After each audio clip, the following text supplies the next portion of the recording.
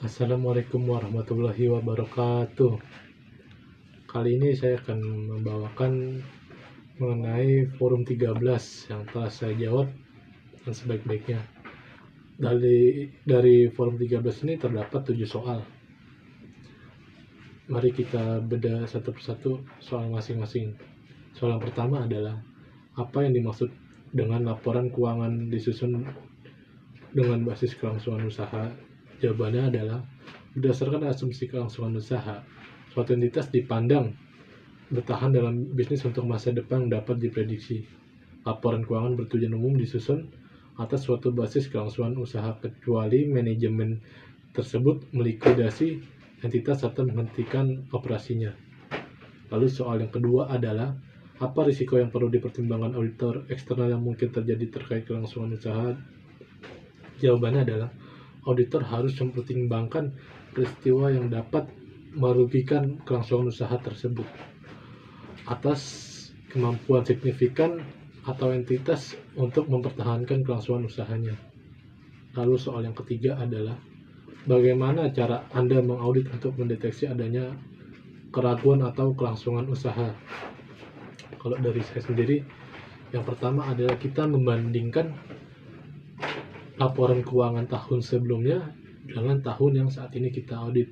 Dari situlah kita akan bandingkan seberapa selisihnya neraca tahun kemarin dan neraca tahun ini. Kalau bisa bukan tahun yang kemarin tapi tahun yang sebelumnya pun kita harus cek lagi untuk laporan keuangan neracanya.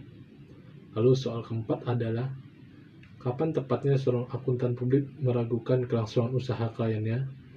Jawabannya adalah setelah risiko tersebut dinilai dengan meninjau aktivitas yang berlangsung, yang kemudian dievaluasi dari penilaian risiko tersebut yang dapat dikategorikan menyebabkan keraguan signifikan atas kemampuan entitas. 5.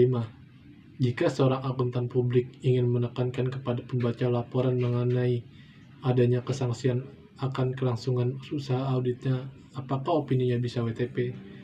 Jawabannya adalah bisa. Karena terdapat keraguan dalam laporan keuangan, jadi auditor harus menyatakan opini wajar tanpa pengecualian.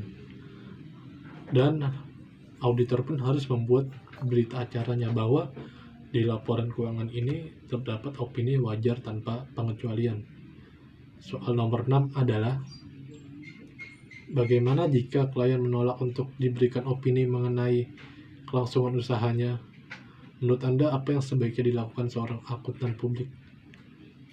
Jawabannya adalah bisa saja dari pihak yang diaudit menolak untuk memberikan opini tentang kelangsungan usahanya. Akan tetapi, pada pihak auditor harus membuat pernyataan bahwa adanya opini tidak wajar atas keraguan laporan keuangan tersebut.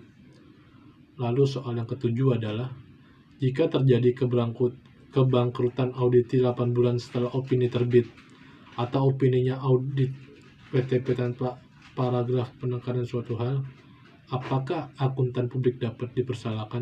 Jawabannya bisa, karena dalam hal ini auditor selain tidak mencantumkan penekanan suatu hal dari WTP yang diberikan, auditor juga dianggap lalai dalam menjalankan tugasnya, atau disebut tidak sesuai judgement profesional, di mana kurang tepatnya auditor dalam menjalankan kelangsungan usahanya yang diaudit.